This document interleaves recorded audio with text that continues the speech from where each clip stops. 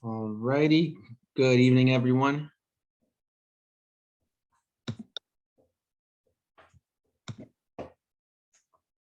All right. Thank you so much for making it. I wanted to make sure that I was on this call in this meeting so that we can really hear what the proposal is, as well as what questions neighbors may have. So just wanted to say that I'm actually just going to be pretty quiet on the sidelines and let Morgan, our Director of Development, kind of steer us through the process. So Morgan, if you want to take it away, thank you so much. Absolutely. Thank you, Alderman, and welcome to another 40th Ward zoning meeting. We're going to start off tonight with introductions. I'm Morgan. I'm the Director of Development in the 40th Ward. You may have met me through other things I do in the office, but one of the things I handle here is zoning. The Alderman is on the call tonight, and we have the development team for the project. Scott and Grayson are also on the call.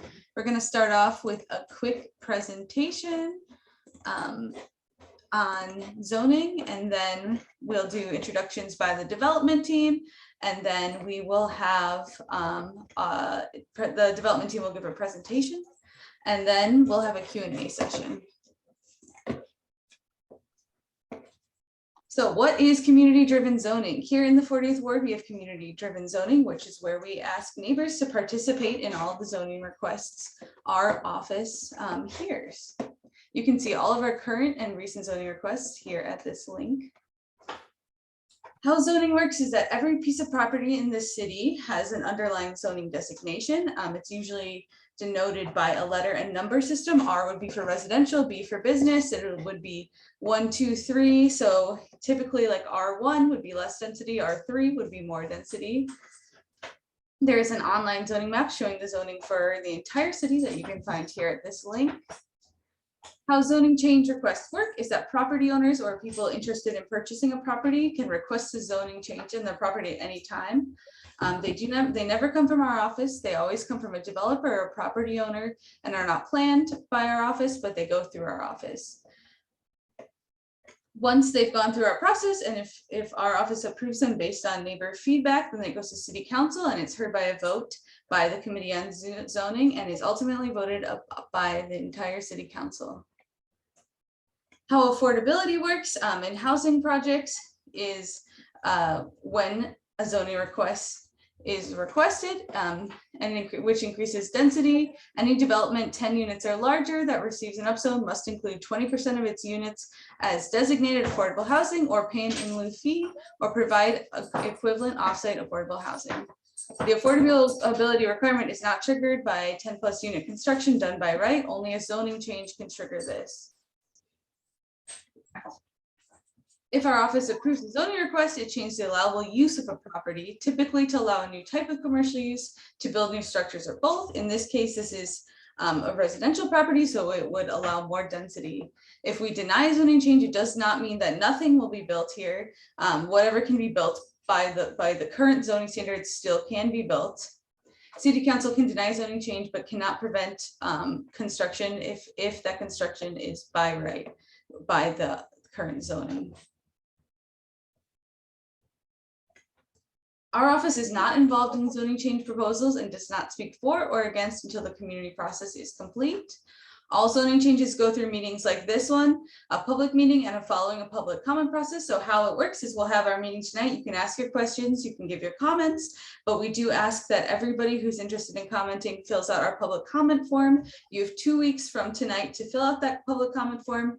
And after those 2 weeks, our office takes a week to go through the comments, especially consider the neighbors who live nearby and take the next step forward. 1 week after the comment period closes, so 3 weeks from today, we will release our final answer.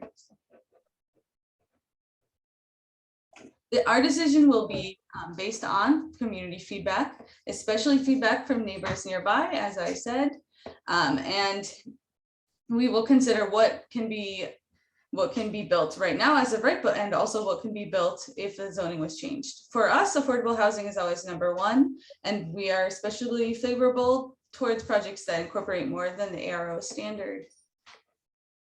So here's our agenda. We just completed our intro to zoning, and the development team is going to give their introductions. and then they'll give their presentation. We'll do our Q&A. You can either post in the chat or raise your hand. We'll start with the chat questions and then we'll go to raised hands. And then towards the end of the meeting, I will link to the comment form in the chat. I will also email everyone who attended the meeting with the comment form, and it'll be in our newsletter for the next 2 weeks. Now moving on to our development team introductions. Okay, I believe that is me. Hello, everyone. My name is Grace Schiller. I'm the project manager with CKG Realty. On this call, you have myself and my dad, Scott Schiller. He's been a developer for over 30 years in Chicago, and I've been shadowing him for about 10. This is my first project that I'm spearheading some of the development on. I can't see how many people are in this chat, but I appreciate everyone coming out, and I know that this property specifically holds a dear place to many people. So we look forward to taking on this discussion and hearing everyone's thoughts. That's where we're at in our development process. And yeah, so I'm going to pass it over to my dad, Scott Schiller. He's going to be walking us through the slides, and I'll be sprinkling in some thoughts as well. Great. Thank you, Grayson. Thank you as well, everybody, for your time tonight. Are you all able to see me? Grayson, can you see me, I guess? Yes. Okay, good. And I would like to, I'm going to share with you my screen here. Are you all able to see what I am? It's a pixelated picture of, it says 2300 West Ainslie Community Meeting. Is that what you're all seeing? Not yet. No. Not yet. Okay. Give me a moment, please. And how about now? It's starting to load up now. There you go. Yep. Okay, great. Okay, thank you. All right. So the first thing, I know that most of you here are probably familiar with the site location, but for those of you who may not be specifically orientated towards the site, I'd like to review that. You can see here on this page, there's an aerial view of the rectory. I think it's shifted back. Yeah, what we're seeing right now is Screensaver. your screensaver. Okay. Can you see it now? Yes. Okay. So you're looking at an aerial. It's a site location upper right hand corner. There's the rectory, and then there is an image from Google Maps on the same screen. So the property is at the top where the red dot is at 2300 West Ainslie. And you see here that it is a 10-minute walk to the Western Brown Line. This property is a TOD site, transportation-oriented development. The City of Chicago Planning Department has designated properties throughout the Chicago area as transportation-oriented development, where they are basically encouraging and allowing greater density, more units, more FAR, and reduced parking requirements. And the concept basically is that the larger developments or greater density should be in areas that is accessible to transportation. And by putting the units there, reducing the parking requirements of these units, you'll provide people greater access to public transportation, and hopefully reduce people's reliance on automobiles. So this is a quick walk to the Western Brown Line. It's also very close, obviously, to Western Avenue. Western Avenue is 2400 West. This is 23, so you're a block away. And there's great bus systems, CTA bus systems on Western Avenue. And it's also about a 15-minute walk from the metro station at Lawrence and Ravenswood. So this property is very well situated for transportation. These are some photos of the rectory taken from different angles. Can you all see my cursor? Yes. Okay. So I'm on the picture in the upper right-hand corner. This is Ainslie on this side. Oakley is along the eastern border. Over here, the church is on the western border, and there is an alley behind the property. This lower right-hand corner image, this is basically taken above and kind of from the north. This is the south of the property, the north of the property. And the rectory is located on the northwest corner of the property.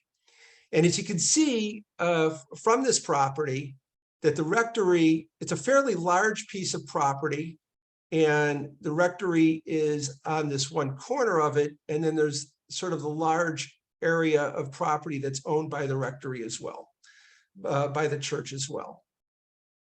And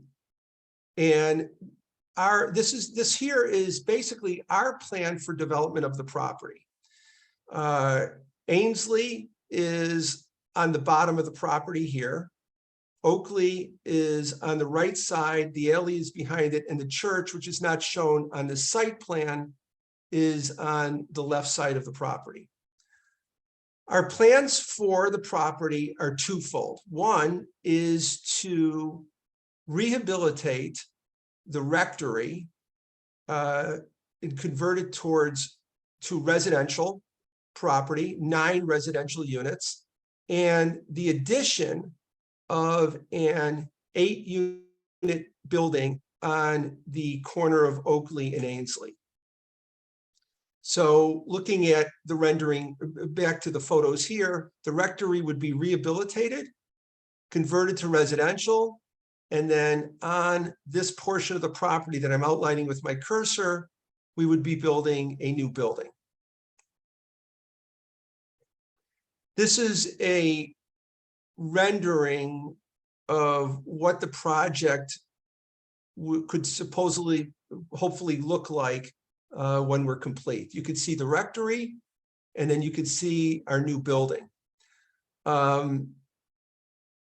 In designing this new building, we tried to take, our directive was to take architectural styling cues from the building, from the rectory, and use them in the new building so that the new building would be architecturally consistent with the rectory. If you notice in some of the images of the rectory, this isn't a great one to look at here. I'm going to go scroll through.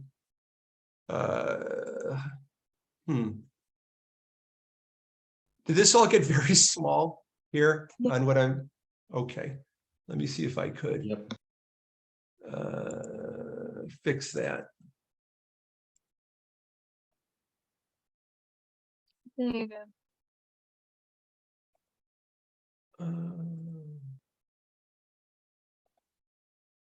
I think if you just click on the slide, you can get back to it. Click on slide. Or click on the slide you were on, like the little thumbnail of them. Okay. Let's see here. My apologies, everybody. I'm getting, no. Okay, here we go.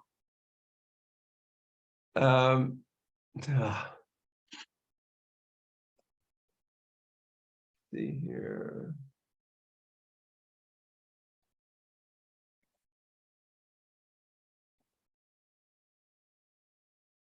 Okay.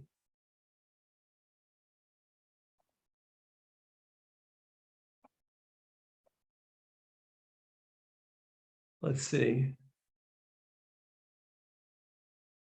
Well,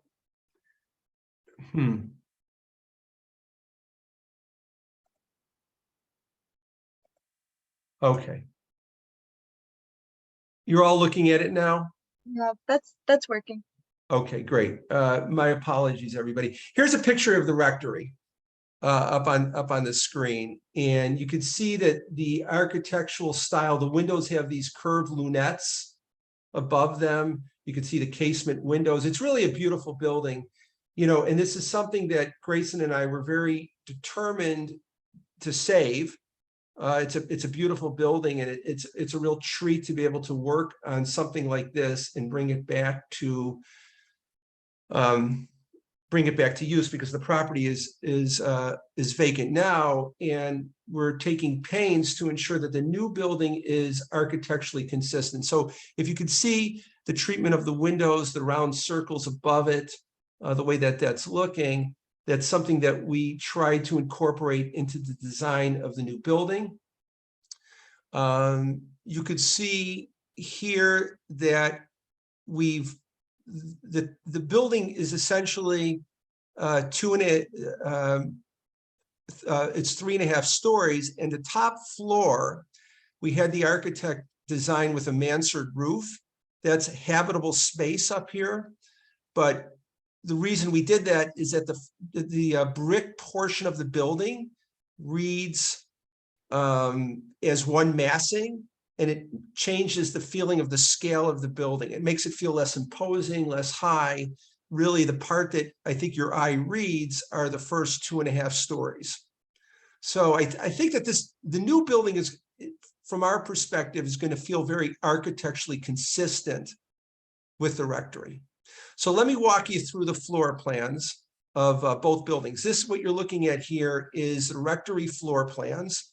The rectory has a first floor, which is essentially a half story, a little more than half story above grade, a second floor, a third floor, and then an attic area. There's 9 units in the rectory. The units are, there's 1-bedroom units, 2-bedroom units, and 3-bedroom units, which we think is going to be a nice thing for the neighborhood, because there's a family product in the 3-bedroom units, I guess in the 2-bedroom units, and there's also an opportunity for let's call it more of an entry-level product in the 1-bedroom units. So this is the basic blocking, the floor plan blockings for the rectory. The new building is going to be real interesting in the sense that it is 8 units. So the totally 9 in the rectory, 8 here, 17 total. And if you'll notice, each of the floor plates are divided into quadrants, and the basement floor plan and the first floor plan duplex to each other, and the second floor and the third floor duplex to each other. So it's 8 duplex units in the rectory, all 3-bedroom units. And between the rectory floor plans and the new building, we have 9 3-bedroom units. We hope that one of the reasons that the community finds this to be a desirable product is that our understanding that there's been a real loss of multifamily product in the neighborhood. A lot of multifamily buildings have been demolished and replaced with high-end single-family homes. And it's been harder for a family to afford to live in the neighborhood simply just because of the loss of product. And by being able to offer 9 3-bedroom units, we'll have a product that will certainly be more accessible to families than some of the very expensive homes that have been built. We understand that there's a lot of the draw of this community is the school system, both private and public. And this will provide for more families to live in the neighborhood that can't afford sort of the new higher end single family homes. So this is the floor plans of the rectory. This is the floor plans of the new building. And I'm going here now to talk about our zoning request and what we're looking for in our zoning request. As you can see from this is from the City of Chicago zoning map.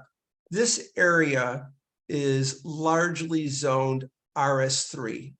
The rectory and the church are currently zoned RS3. Up here where it says B23, this is the convent property that was recently rezoned to provide for apartment rentals and the conversion. And we are looking for basically the same zoning. We're looking to convert our property from RS3 to B23, just like that which was obtained for the convent. And so this chart here is basically, this is for the rectory. I have another chart that's for the new build as well.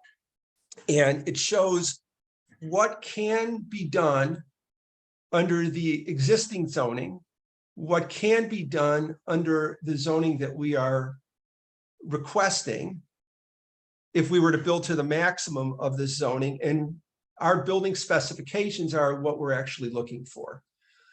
So the lot area that is allocated to the rectory is 9,146 feet. The RS3 FAR, which is, it's a formula for determining how big of a building you could build, takes that number and multiplies it by 0.9, which means you could build a structure that's a little bit over 14,000 feet in the current zoning. In a a B23 zoning, it provides for a 3.75 FAR. So, which would permissibly under the zoning get us up to a 34,000 square foot potential build. What we're looking for, this is in the third column under building specifications, is basically a total of 13,694, which is actually less massing than would be allowed under the current RS3 zoning. So the massing of the rectory is consistent and actually less than the existing zoning. The building height is what it is. RS3 is a 30-foot height. Here it's 28. And then there's the various different setbacks, the automobile and bicycle parking requirements here are shown. And everything we're doing is consistent with the TOD. There is a requirement for automobile parking of 1-to-1, and that could be reduced under the TOD ordinance to the parking that we have in the building, which is 5 parking spots. Bicyclable parking will be provided, 1 bicyclable parking spot for every unit in the building. So the next slide is the new 8-unit building. Again, the columns are what the existing zoning is, the proposed zoning, and the next is what we're looking to do. The property that we have allocated to the new building is 6,457 feet. Under an RS3 zoning, you could build 5,811 feet. Under the B23 zoning, you could build 24,000 feet. And we're going to be looking to build 12,954. The building height in an RS3 is 30 feet. Under B23, you could build up to 70 feet, and we're looking to go at 38 feet. RS3 is a 2-unit dwelling units. So in other words, we'd be able to, in each 3,000 square foot lot, we'd be able to put 2 units. So 4 units total on the property. And in the B23, 19 dwelling units would be permissible. We're looking to do 8. So, you know, we're not really significantly increasing what would be allowed on the property right now. The setbacks, we comply with everything except for the rear setback. We're looking to have a rear yard setback of 20 feet, a little over 20.7 feet. The current would be 30% of the lot depth at 33, and under the B23, it would be 30 feet. So we're looking to go to 20 feet from basically 30 or 33. And then again, we're reducing the automobile parking and the bicycle parking as well. This is basically a summary of the project, basically what I've been talking about. There's two buildings, again. One is the rehabilitation of the existing rectory, which will have 5 one-bedroom units, 3 two-bedroom units, and 1 three-bedroom unit.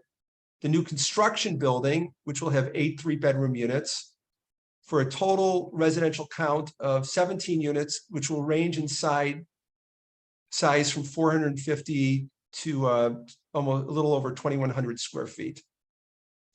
There's going to be 3 ARO units.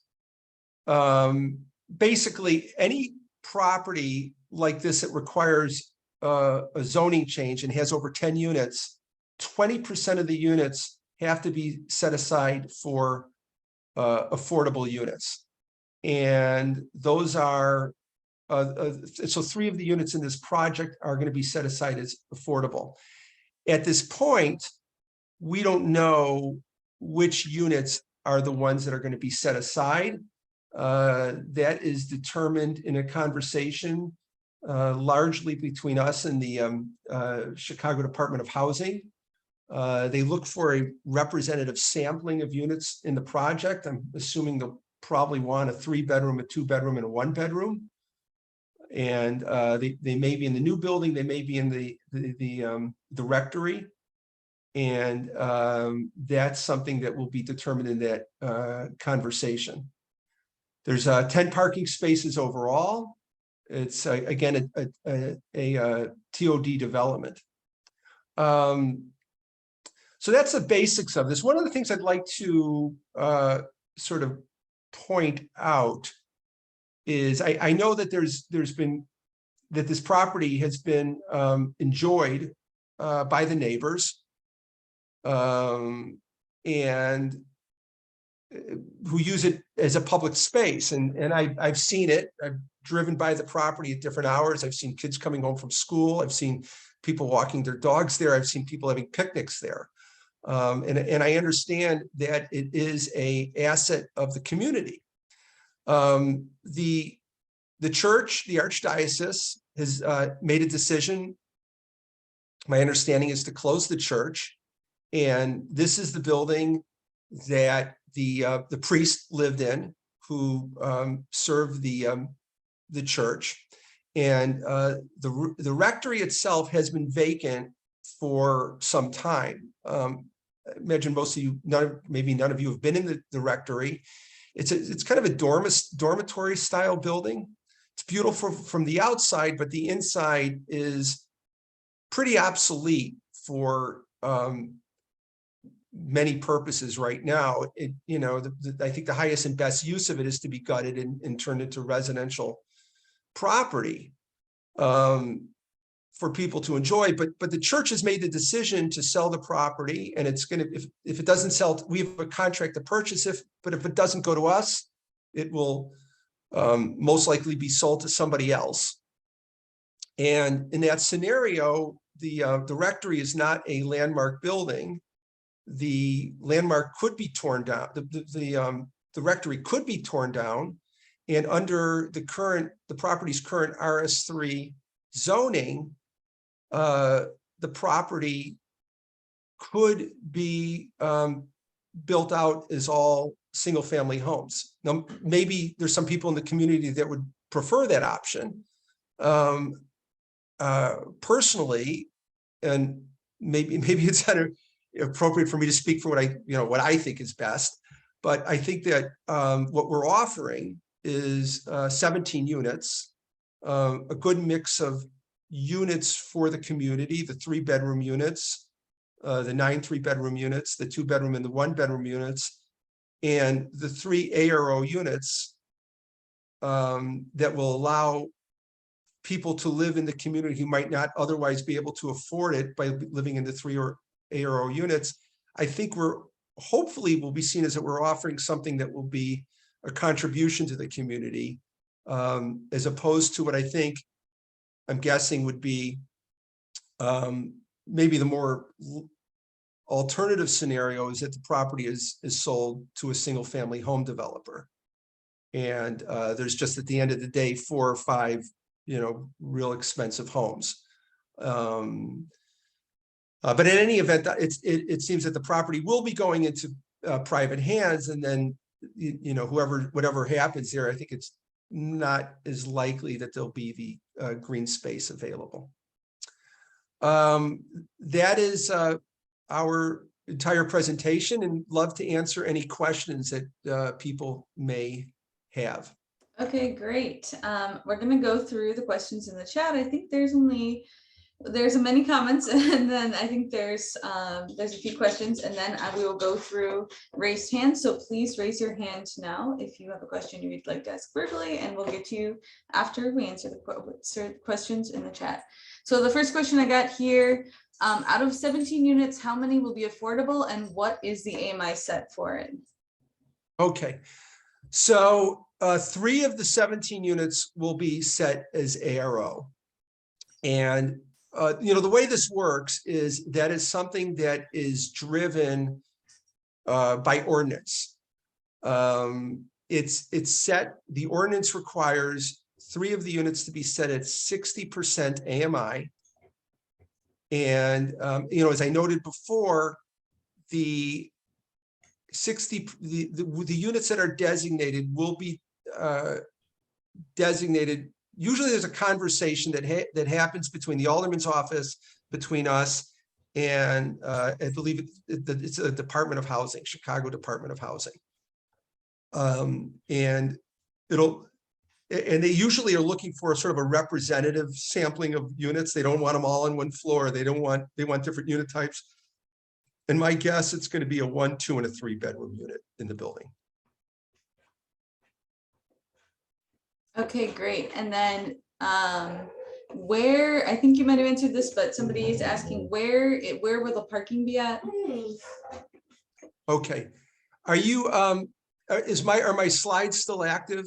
Yes. Okay, great. So right now I'm on the rectory floor plan. And on the first floor, there is an existing 4-car garage. And so 4 of the parking spaces will be in the rectory itself. And then let's see here, if we go back to the site plan here, the remaining parking spaces will be along the back on the alley where my cursor is. So basically where my cursor is, you can kind of see the garage in a dotted line here. Here's the alley. These will be the ones in the building, and these will be the ones that are off the alley behind the new building. Okay, great. Thank you. And here's something a few people have addressed in the comments, and I know our office is very concerned about as well. Jan says, I'm also concerned, among other things, about the additional stress of the sewer system in the area. What would be done to address the additional residences' impact on the system, as well as the mitigation of water above ground? So, first of all, I'm aware of this problem. Not specific to this property, but I own a property in Chicago, and I know that there's been issues with these recent rains that are only supposed to come every 100 years. And there's been a lot of backup, and it seems that there's a lot of inadequacy to the sewer system that off of our property. And I know that that's an issue, and it's been an issue in properties that we own. The city's system for retention, for sewer access and retention, stormwater detention, has become more significant in their requirements. It's not something that we decide what we're going to do. The city has a permitting process where they review our plans. In a project like this, I would imagine that we're going to have to do some sort of stormwater retention. For example, there's a building at Foster and Lincoln I built on the northeast corner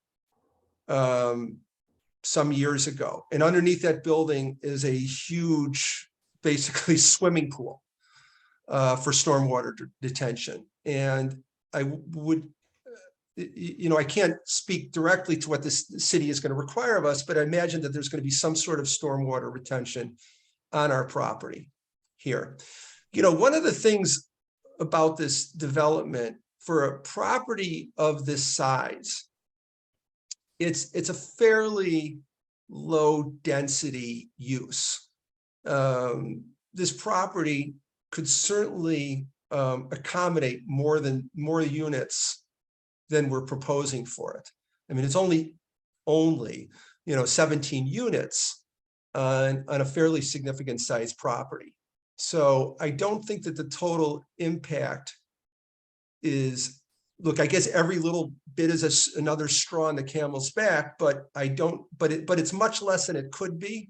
And the city has become more stringent in their construction requirements in terms of stormwater detention and the like. Okay, fair enough. Manny asks, for this project to be considered a TOD site, must zoning be B23? Why not RM 4.5? Well, there's different, first of all, the project as presented is the one that we want to build, and we're not too particular about what zoning we get to achieve that. This is the zoning that was recommended to us from our zoning attorney, because of the FAR, because of density.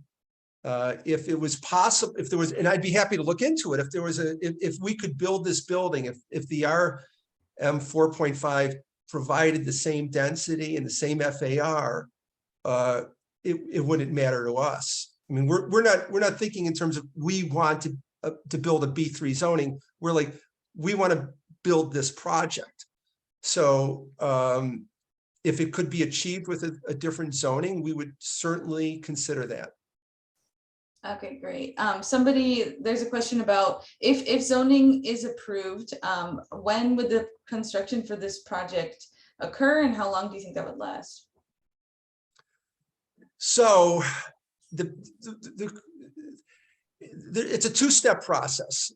Step one is to obtain the zoning change, which after the neighborhood group process, ultimately it's the alderman's decision as to whether or not this is going to be something he feels, working with the community. I don't mean to put your words in your mouth, Alderman, but if this is the right thing for the community, having gone through the process. And then we have to go through the city's process, which requires us, it's a two-step process. One is to change this underlining zoning, and then to get a rear yard exception or variance for the rear yard of the building. And in those two processes, the zoning change and the variance can't be run at the same time. You got to go through one, then go through the other. And that could often take 6 to 8 months, depending on city meetings and this and that. At some point, we'll be developing our blueprints and submitting for our building permit. And that's been a real wild card for us development wise. It's taken us 6 months. It's taken us 8 months to pull building permits. This isn't that complicated of a project. I would guess it's going to be closer to the magnitude of 6 months. And then we're going to start construction. And construction of this project under the right conditions, we should be able to break ground and have people living in these buildings in less than a year. There's variables. What time of the year are we starting? If we're starting in February or March and have the building under roof, 6 months, you know, we'll be easily be able to hit that. If we're starting in November, it becomes a little trickier and the construction process gets a little more attenuated. Those are the factors. Probably the short answer would be is it's going to take us about a year to get through the process and a year to build. Okay, great. We have a question that I can answer. How much is being given via city grants for this project? I don't believe any. That's correct, right? That is correct. We're not looking for anything. There's a question, how long does the building have to honor the ARO agreement? For this project, the ARO, you are honoring the agreement by building them in as part of the development, so it would just be built at the same time as the other units. That's correct. I'm sorry, I didn't understand that. Could you restate that? And So how it works is for the ARO, the developer, when requesting a zoning change, is either required to build 20% of the units they build be affordable, or they set money aside they set in lieu money aside to the affordable housing rental fund. In this case, they're building it as part of the development. So they're going to build their development, and then they'll set 3 of those units aside as affordable housing. Does that make sense?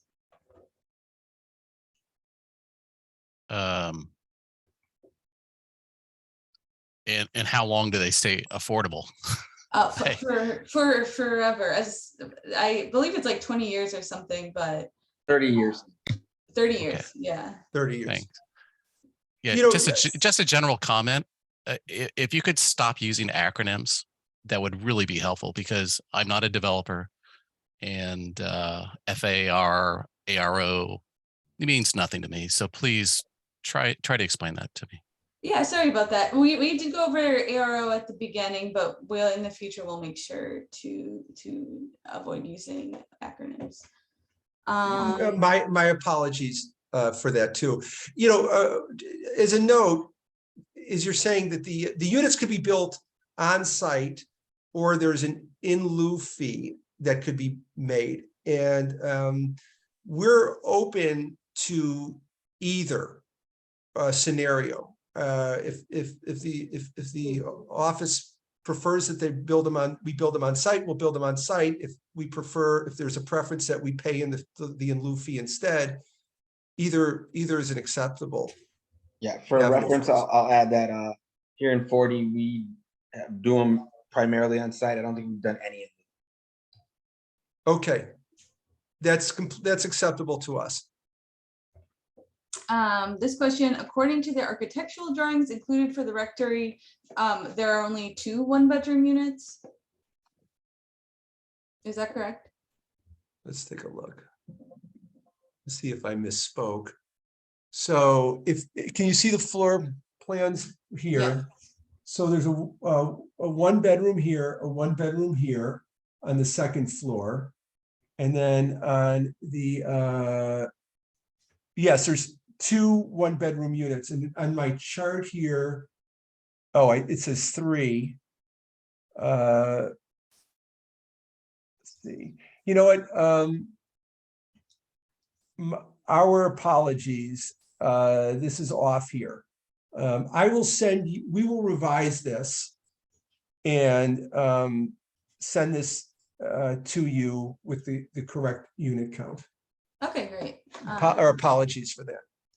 And then another question, for the market rate units, what will the rent be for 1-bedroom, 2-bedroom, and 3-bedroom? Sure. So what we're looking at now is, first of all, they're going to be priced at market, which, as we said, is probably 2 years from now. But the market rate we're looking at, we see units in the mid to lower $2 a square foot. Do you share what that is like, just per unit, what the rent would look like, so that the neighbors can kind of understand that better? So I'd be happy to provide you with a chart. I mean, because it's basically, it's taking each of the non-ARO units and multiplying them.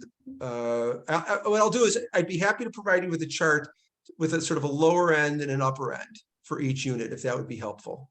Yes, thank you. Okay, sure.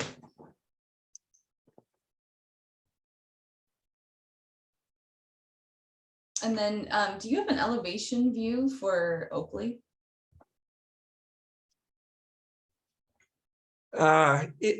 So the short answer is no. We didn't have that prepared. But basically the elevation that I'm kind of dragging my cursor over, it looks like I did it again. On the you think I would remember now how to get back to this. Here we go. If you could see my cursor tracing on the elevation, but the elevation that is facing the courtyard is exactly the elevation that's going to be facing Oakley. Are you able to see that? What I'm kind of like outlining with my cursor? Yes. That includes an entrance? So the entrance is going to be, this is something we sort of saw that the artist put the entrance on this side, where at one point the floor plans had the entrance on this side, and then we weren't able to go back to the rendering artist to change it. But the entrance is going to be, the main entrance is going to be on Oakley. If you look at the floor plans here, where the first floor plan, where my cursor is, showing the staircase, this is where the entrance will be.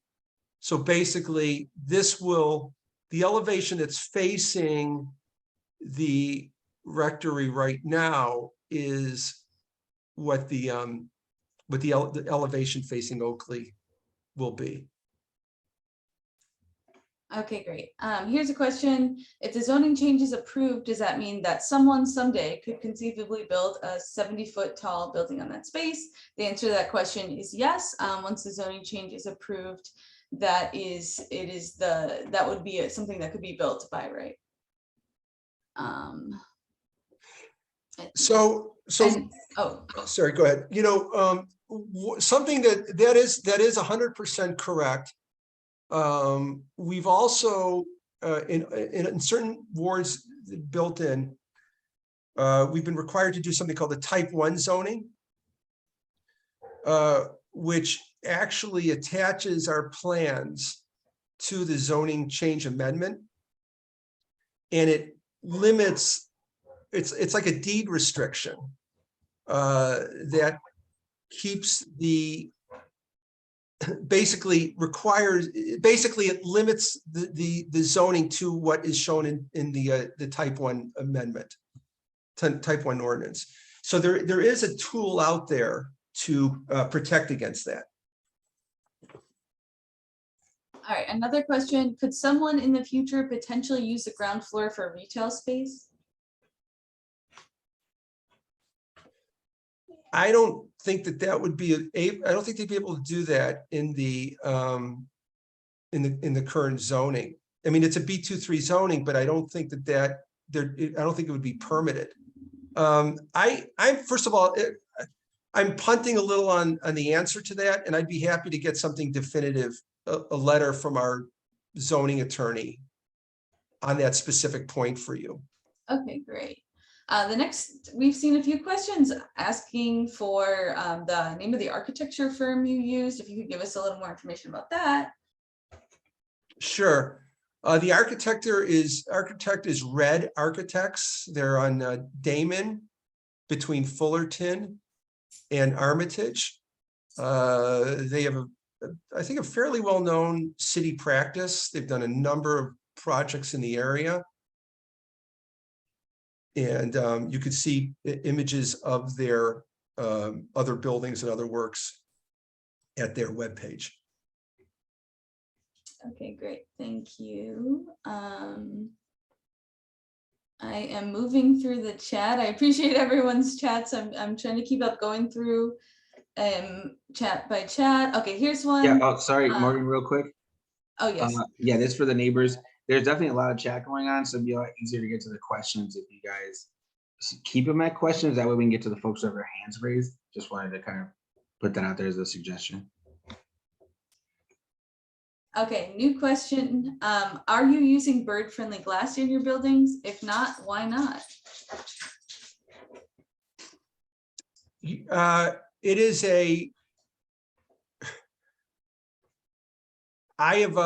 don't know. I don't know if our glass is bird friendly, and I would be happy to, I'm keeping a list of all the questions I'm going to get back to you on. And I'm going to talk to our window supplier and ask that question specifically.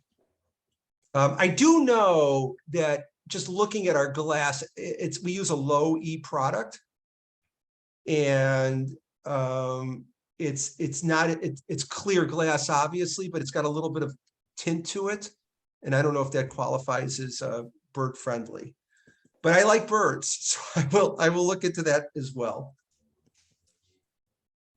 Okay, Kelly asks, are you proposing to adjust or alter street parking availability along Oakley or Ainslie in front of the new building? We're not looking to do anything with the existing street parking. Okay, great. Kristen asks, would you reconsider the design of, are you open to reconsidering the design of your proposed building and the setbacks?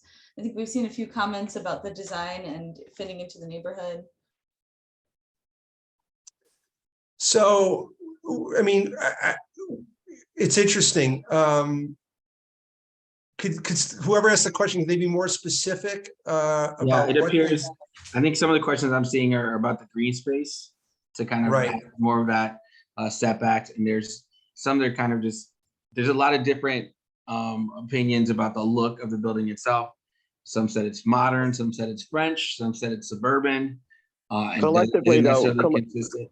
So collectively, I think it's not really appealing to the neighbors. So, you know, some people say it's French, some people says it belongs in the suburbs, some people say, my wife says it's ugly. Okay. Manny, thank you very much. Please, everybody, I want to make sure we have time for everybody to speak, so please stay muted until you're called upon. But Scott, what I can do is collect all the comments regarding design, and I'll send them to you after the meeting. Sure. You know, our intent was to take architectural cues from the rectory itself and design something that was architecturally consistent. Sure, we're open to design ideas. You know, having been through this process before, it would be helpful if there was a sort of a unified voice that gave the architectural comments, because everyone's vision of ugly or nice, or, you know, some people, you'll get a lot. I've been in situations where I've got like, let's call them inconsistent comments that you couldn't possibly address all of them. And I'll add to be helpful when we have the process with the form for neighbors. If you all have examples of what you would want it to look like or any ideas, totally feel free to like send links to those in your comments. They might be able to help inform some.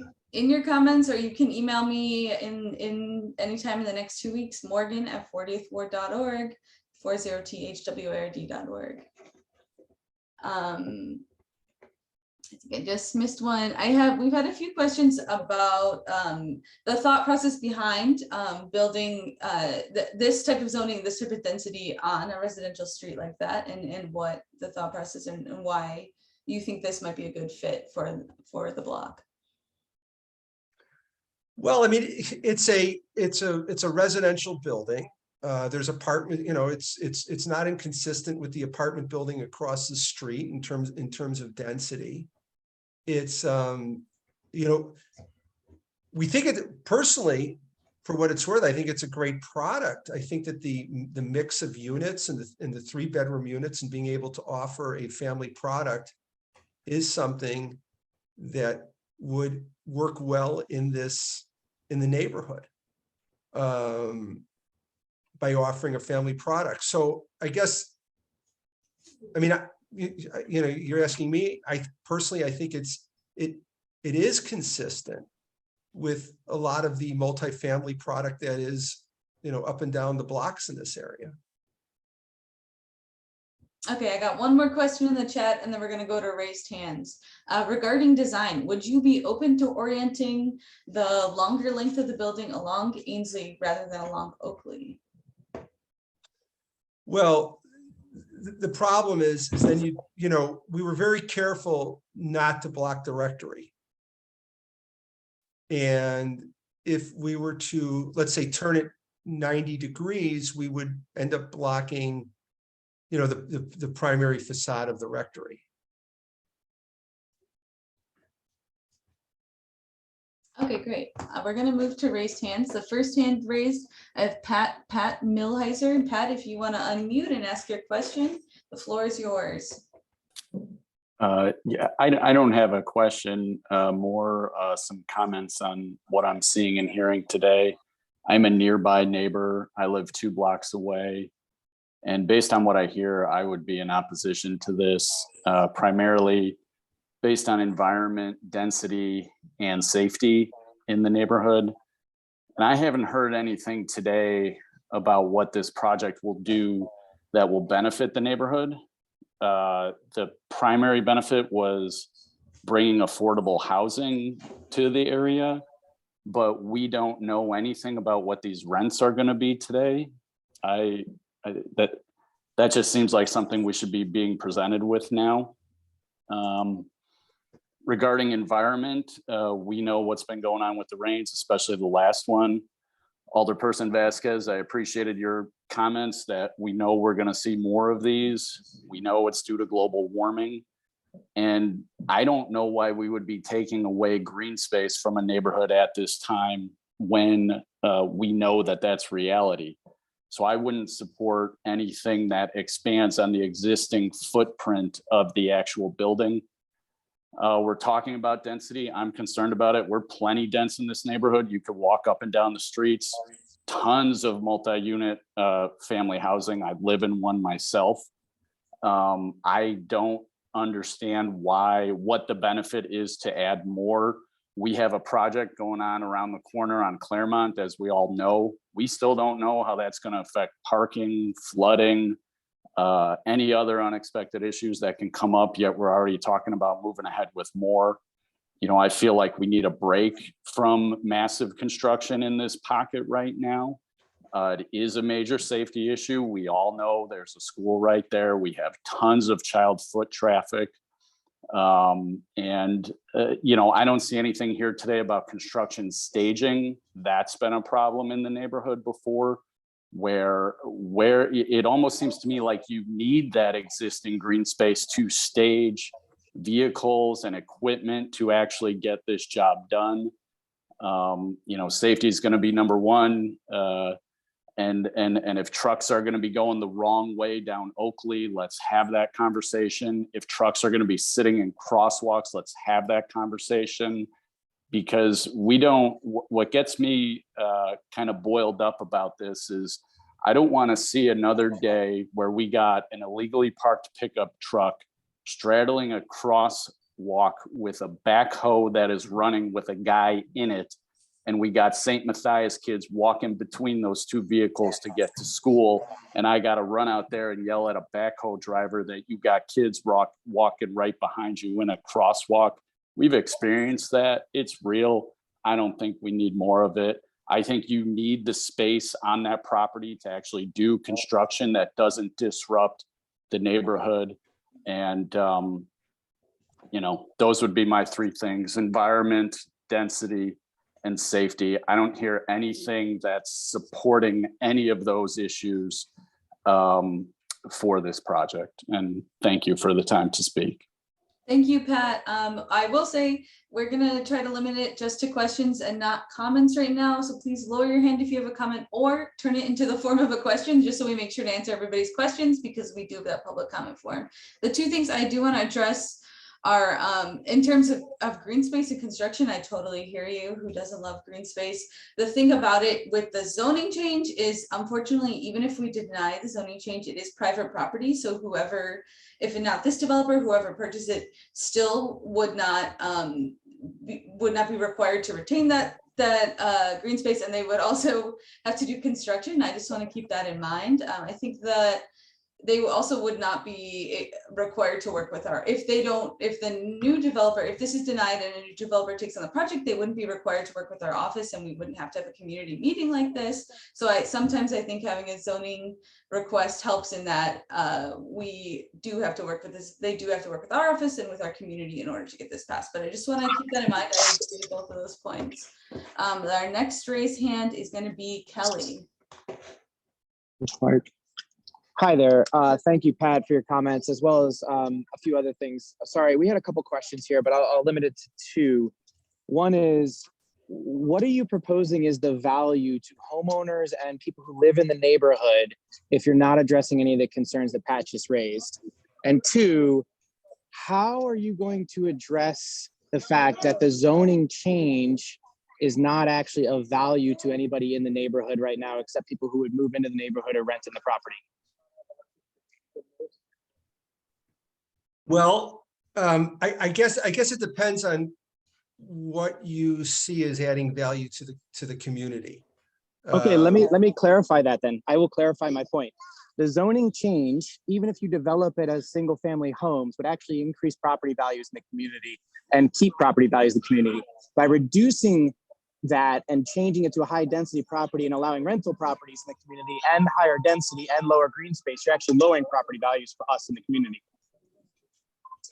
So first of all, I understand if the rectory is torn down and a row of single family homes are built here, there won't be any green space outside of whatever people have in their front yard of their home, or I guess in their backyard.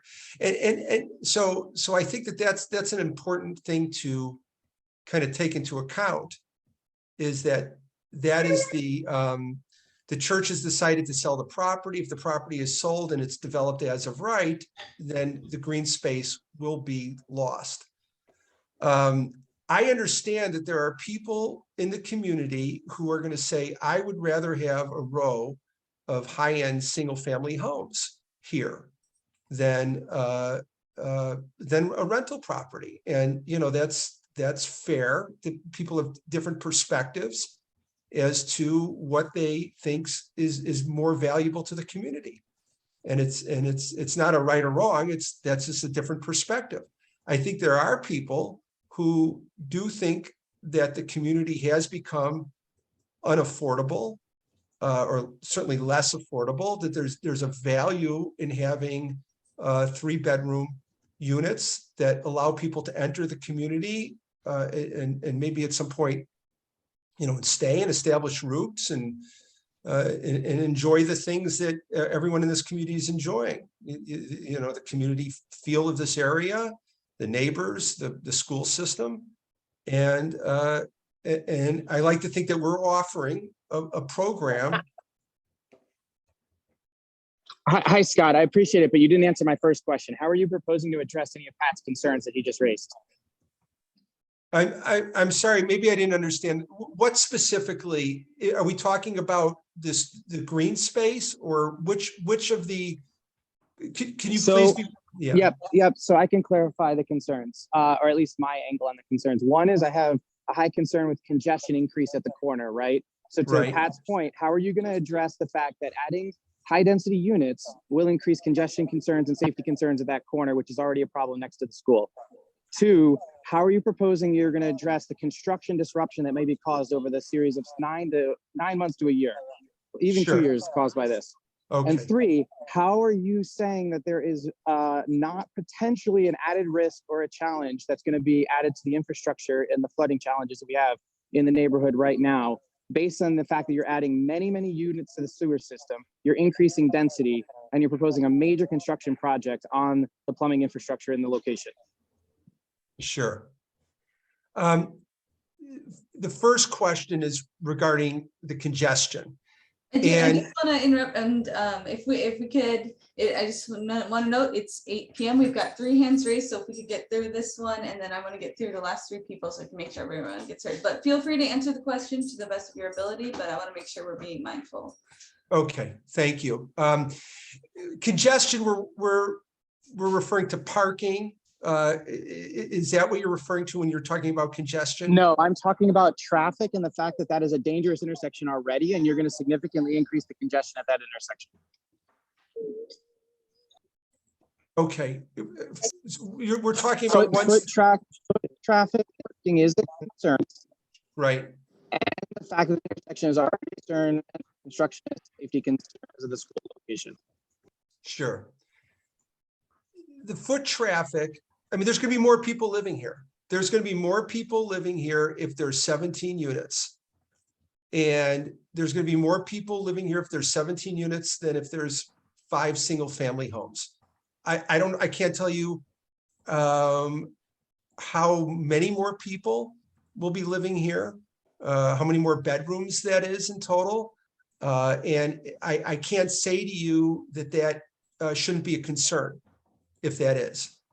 But there will be more people living on the site certainly than there are now. And I understand. I've driven this property at different times of the day, which is, part of my process. And I know that there's a lot of people around here. It's vibrant. And I like, personally, I think it's what makes the neighborhood great is you see, parents and kids and all different, people walking dogs. And I like to think that the people living in this building will add to that community, but I could understand that somebody may say, we're too crowded here. So I really don't have an answer for that, other than, yes, there will be more people living here than there are now, and there may be more people than will be living here if there was 5 single family homes. Okay, great. Sorry, go ahead. Oh, continue if you have more to say. Well, construction, I mean, I live somewhere too, right? And there's been construction in my neighborhood, and it is a pain. And it really is. It's been frustrated. I've been blocked in my own driveway, and I know what it's like. We work really hard. We build in city neighborhoods that are developed. That's what I've been doing for 30 years, and I'm going to do my best to make sure it isn't a problem. But it is, it's construction, and construction is a challenge. And then at some point it's over, and hopefully we'll be able to manage it. We like to be an accessible company, and reachable. And I feel that if someone calls me up and says, "Hey, I got a problem here," I'm going to get right on it. But it's certainly, I'm not going to pretend that construction is not a burden on the community. Okay, thank you, Scott. We're going to move on to Tracy. Tracy, if you want to unmute and ask your question.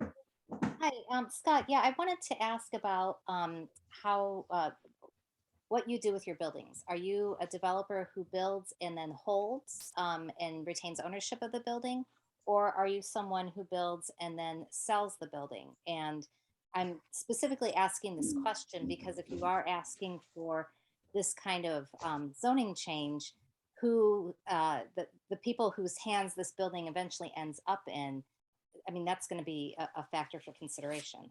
Sure. My hope is that this building is owned one day by Grayson's kids.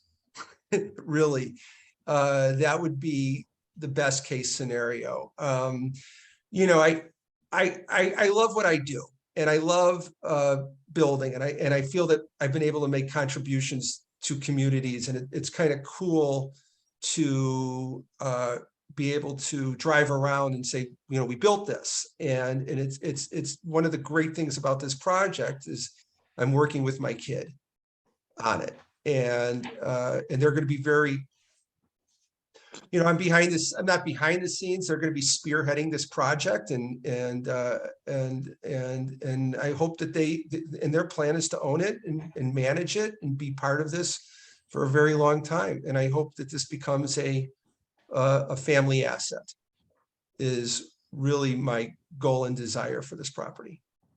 Well, it's interesting that you say that, because I hope that my children own the building that's across the street from you. So, and I because hope of they do that, too. yes, yes. And so, you know, there's, I think there's, you know, a lot of concern about construction. I think there's a lot of concern about the density that's going to come to the neighborhood. We do have a couple developments going on in the neighborhood that seem to have stalled. So if you were to go ahead and build something here, how would you mitigate the difficulties that can arise during construction? And can you give us some examples of things that you've done? Sure. So number one, it requires, I think the two primary things is good communication with the trades in terms of expectations. City of Chicago ordinance, no construction before 8 o'clock. You know, stockpiling, having somebody who's, so communication with them up front.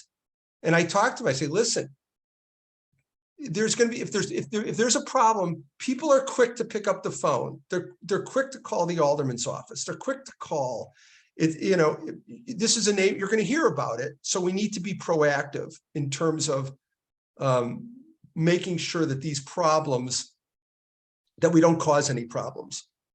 Number two is on-site management. You got to have somebody who's there when the project starts in the day, during the day, at the end of the day, to play. A lot of times it's just playing traffic cop. And then the third thing is giving people access to somebody to call, a construction manager, a superintendent, a phone number that they can call and say, hey, I got a problem here. I can't get on my driveway. There's a car parked here. There's something is, you know, somebody's working and it's 7 o'clock. So I think that it's important to be able to give people, you got to make yourself accessible.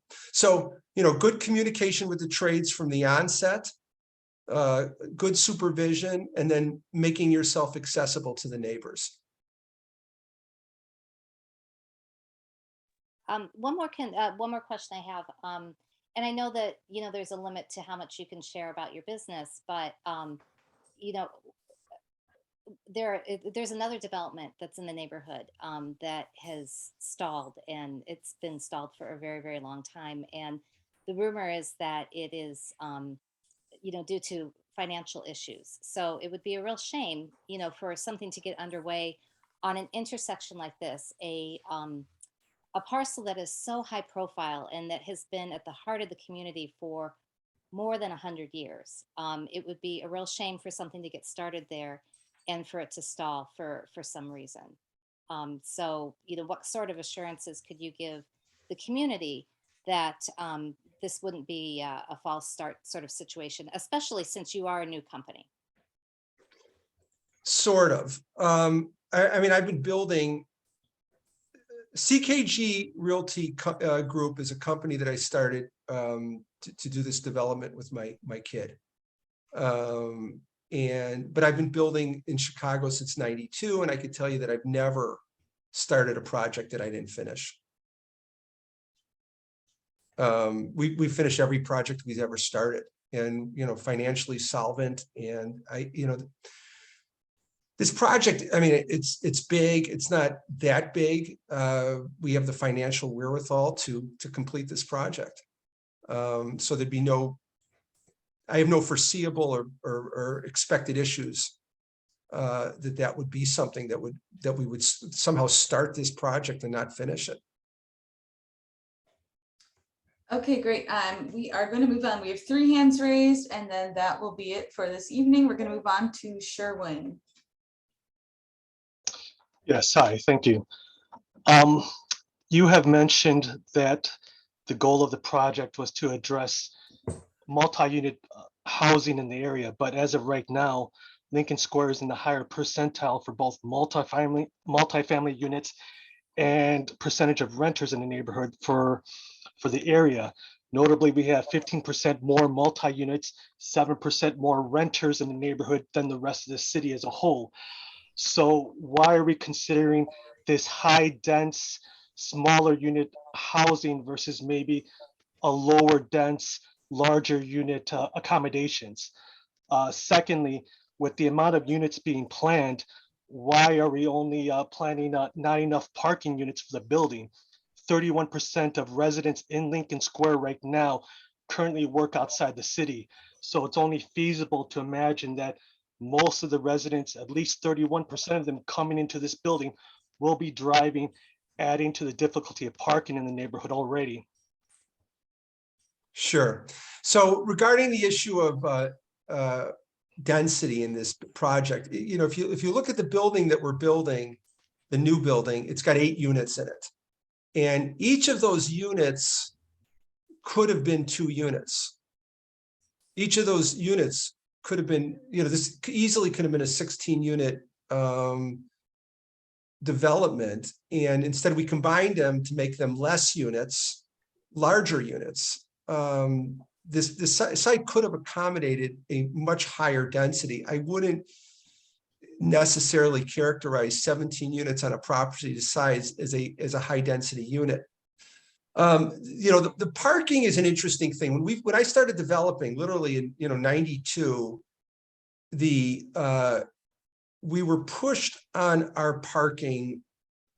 Neighborhood groups wanted 2-to-1 parking. They wanted 1.5 to 1 parking.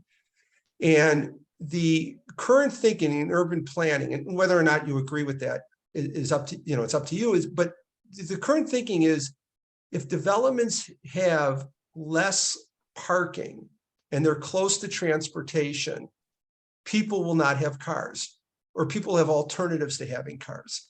And that's the thinking. That's why this site has been designated as a TOD site. That's why the city is developing properties as TOD sites, transportation oriented development sites, is that this is a way to reduce our reliance on the automobile. So personally, I think I believe that philosophy. I think it's been proven out. There's a lot of there's not a silver bullet when it comes to reducing our reliance on automobiles, but it seems like there's a lot of multi-pronged approach. And I think that's what is sort of behind the thinking of the parking ratio that's on a project like this. Great, thank you. We're going to move on to Kathleen Evans. Kathleen, the floor is yours. Thank you. Can you hear me? Yes. Okay, hi. So you mentioned that CKG Realty, that you created it with your child recently. What was your business name prior to that? SNS Realty Group. SNS. Okay, great. Thanks. So I wanted to talk about my perspective, which it's not shown in your views that we all looked at tonight. My building is actually in your pictures. I'm the white building directly next to the property. So I'm the closest property in this project aside from the rectory itself. So I really see a flaw. I want to talk about the parking from my perspective, which faces this new building, which I'm very opposed to the size and scale of it for this parcel. Yeah, we love our green space and all that, but it's just the scope and scale that is jammed in here, and it even like butts up against the rectory. And there's the setback. From my perspective, you are facing 10 cars are going to be pointed directly at my home from this project. There's not enough apron on the side of my home next to the alley, nor is there going to be on the parking spots. And they're all going to be facing my bedrooms. So I have 3 bedrooms on the first floor and 3 on the second. This is a traditional 2-flat. So to me, I see nothing but danger. And I have tenants in this building. Currently, I have a 10-year-old baby. So when I see 2,500 to 4,000 pound cars facing and aiming right at my house, including my bedrooms, I'm very disturbed about the design of this. And I really think it's a safety flaw. And it's an outdoor parking. So I see all these exhaust pipes and my windows open 3 months of the year, right? And all of these are facing right directly into my home. Everything I wouldn't want to come into my home, everything coming out of an exhaust pipe, not to mention the music, the noise, the late nights. God forbid you have a couple drinks in your roll home, you'll be staying the night, you'll be a guest in my house. But it's dangerous, and that's on a good day. When it's snowing out, this is basically an ice skating rink out here. So, this is a frame home. It's not only that, I have 2 gas furnaces that are sitting down in my basement that are heating my home. And my main gas service for gas to the building is coming in. It's now sitting outside on the foundation on the brick side of the alley as well. So now you've got cars pulling out of garages. They can clip that thing as well. So, I just see it increasing my safety, my tenant safety, my family, any single person that is in my house. I have to protect them. That is not a setup for this home at all. And I want to tell you, you talked about the longevity. This house has been in my family for 58 years. So it's definitely been an asset. My family's been in the neighborhood for about 120 years. So I understand that part of it all, but I can tell you right now that parking is a liability. Absolutely. I just, I mean, not to mention, I thought about this because I have cameras on my home. So there's at least 50 occurrences a day that pedestrians walk past the front of my house and then they'll cross the alley, the alleyway. Okay, so this opens up a lot less safety for the pedestrians, and many are children. So now we've got 10 extra cars that are always here 24/7. They're going to be rolling in and out of this alley. And I just find that to be very dangerous, in my opinion. It's obvious, but it's just so much parking with not enough room. I mean, when I look, Kathleen, I don't want to interrupt. I'll give you 30 more seconds, but we do have to move on so we can make sure everybody gets their questions answered. If you have a question, please let us know. If you have another comment, if you could form it as a question or. Well, I understand they're important points. It's not only is the building density, the parking is not safe, and the school is right there. So having a transient building, that makes me very nervous as well. But I want you to please consider my property and the layout of this building and its safety and for the people inside. Okay. Because the people on this block have been here for 15 to 80 years. This building's going to require a 1-year lease. Sure.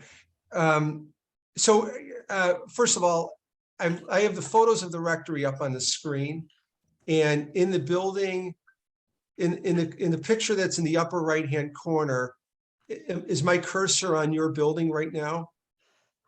I can't really see that. It's a white building. It's the one directly across the alley on the south. Yeah, it'd be on the north side of your building, south side of my building. Sure. I've got a very tiny lip after they refer to it as a garage will face another garage and have ample room to move that car out of that garage and clear that space and all the objects around it.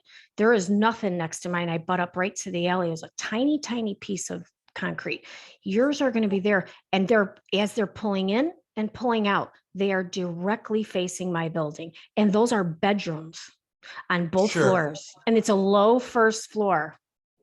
I understand. Look, I own rental properties and I care, and I understand there's a responsibility I have for my tenants too. Well, I live here also. And you live here. And I also, I have family I protect too. I guess the only thing I would want to point out is if this property is torn down and replaced by single family homes, it's likely that that entire length of the alley will be garages of the homes. It'll be one 3-car garage after another. I don't believe And- so. I believe I would look to another home, the side of their home, just as they'd go in a row to the corner and a garage would be behind it. That would clear my building where those garages would be, and they would be able to come out the alley. And they'd be fine. And there'd be how many people to a home? This Well- is pointing directly at me. So the way, if you look, the way the property, and I understand we're tight on time, so I'll just be very brief. The homes would face Ainslie. I know And they then- would face, I'm sure they'd face Oakley. They would take an No. Oakley Avenue address. I doubt they would face. They would, the reason they would, the reason they would, Guys, I love you all to death, but talking about 2 fantasy developments that aren't happening probably isn't going to lead to an answer. So if you, Kathleen, I appreciate you saying that, especially because your house is. Well, right I'm next to sorry, the I have a property. lot of concern about this. When you're talking about a gas home and bedrooms and children and myself sleeping in them, A million because percent. I don't think want to that's- worry about my safety when I go to sleep at night. Totally. So And I hope think you can that's put why- yourself in my That's perspective. why, yep, that's why I'd want you to put all that in the public comments. So we actually have all that and you can write all of that out. And I did I send absolutely you, understand that. yeah, and I did send you something yesterday, which, Yep, I read it. sent it That's why, directly to that's why you. I knew this one because I read it. right? And I'm Yeah. all for this building. I don't like having a vacant building next to me Yeah. or the convent. None of us do. That brings more I problems. know, but Kathleen, it is now 8:30. Well, I'm sorry, but my building ended. sits right next I door really to the appreciate property. you So, have I to understand. Our meeting, we have one more question. It's getting late. Great. And I really want to respect everybody who's on this call's time, all of the neighbors, the developer, the alderman, and myself. So we're going to move on to our last. Thank you. comment of the night. Thank you very much.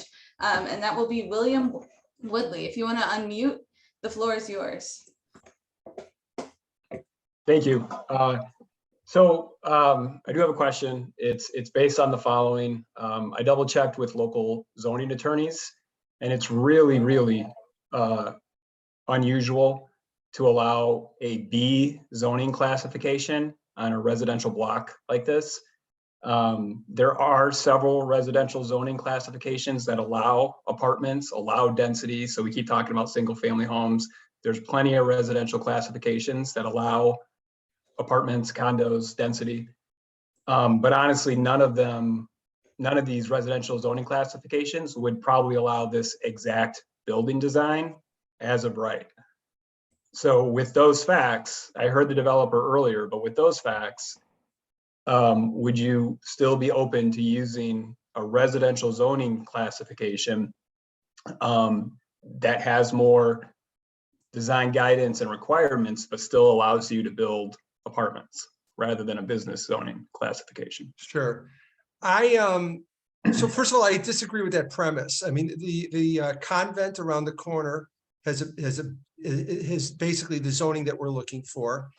I could point you to a number of projects in residential areas that have this exact zoning. This is a very common, we didn't like reinvent the wheel. I could give you a list of addresses. But again, the issue is this is the project we're looking to build. If a residential zoning was able to achieve this, I then- do this for a living, and I spoke with this is not usual. I know you did this on the convent around the corner. that's for not us. adaptive- We're not the So convent. whoever did it, they did that Right. zoning classification, and it was an adaptive reuse that allowed for more zoning. But whether you know it or your zoning attorney knows it, you're doing this to get the 3-foot setbacks that the previous person just talked about. This is not normal. I can be more specific. It is not normal, but I do this actually for a living. I'm a real estate developer and I do affordable housing. So this is not normal. Well, But go ahead, but I'm gonna. Look, I don't know the value of this exercise, but I certainly could provide you with a lot of addresses. Would you be willing, my question is, would you use a residential classification? Because it would not, there's residential classifications that would allow apartments, but they would not allow this building because they wouldn't allow a 3-foot setback on both sides. You would have to modify your design Frankly, it would probably reduce some of your units. You wouldn't be able to do this many units. You keep saying you could do this as of right. I do this every day. Your B23 is allowing you to max out your space. It is, and I'm not mad at you. It's just a mathematical fact. Would you be willing to use a residential classification, which is what is supposed to go on a residential block like this? You could still do apartments. We don't need to talk about apartments like this building or single families. You could still do apartments. You could still get density. I totally agree with the alderman's points around we need more apartments. We need more affordable apartments close to transit. But this is like just dropping a big rectangle and getting as much density. It is. It's you can just look at it. So would you be willing to use the existing residential classifications that allow apartments? I'm not a zoning attorney. I'd have to discuss what exactly I'm being asked to do and what a residential zoning would, what the impact of that would be. I would, as a developer, from one developer to another, I just posted, I mean, it's not that, I'm not trying, this is gonna come out a little bit rude, like, it's not, you probably, if you've been doing this for 20 years, you know zoning classifications. So go ahead. If you're a developer too, you know, there's a lot of different components to every, there's intricacies to every zoning, right? And for me to like on the spot and go, yes, I'll do an R zoning, I got to look at it and study it. That's fair. That's fair. So would it be fair to say, Scott, that you would be open to it, but you got to look at it? I'm open to, you know what, I am open to considering anything. I really am. And I understand, you know, sure. Yeah, I appreciate that. I think clearly this is something that we had a feeling would have the amount of turnout, and people want to make sure that if something were to come here, that it's something they could wrap their head around and be supportive of. So I appreciate that everyone here brought their opinions, brought their questions. We do have the public comment form. So I'm going to put the public comment form in the chat. I want to echo the alderman's words. Thank you so much for coming. I think zoning is really important, and I really admire everybody who came here. I go to my own zoning meetings in my own ward, so I appreciate everyone participating. One thing I noticed that I wanted to do a quick plug for, a lot of people today have brought up the lack of transportation in the ward, and also flooding and green infrastructure issues. I do run our environmental board and our safe streets board, and we're aiming to work on both of those issues, so you can sign up for that here. And then I'm going to put the public comment again in the chat. But thank you everybody for coming out tonight, and then I will, the alderman, if you have anything else you want to say. Yeah, we'll also follow up, because everybody who got on this call had to register, so we'll send an email out so each of you have the form link. That way you can take your time and give us all the feedback you have. It is what allows us through this process to come up with the solutions that would be best for the neighborhood. And the more input you give, the more we can have the developer kind of look at it and see what they're open to doing. Thank you all so much. Enjoy your evening, and see you soon. Take care. Thank you, everybody. Appreciate everybody's time. Thank you. Bye-bye.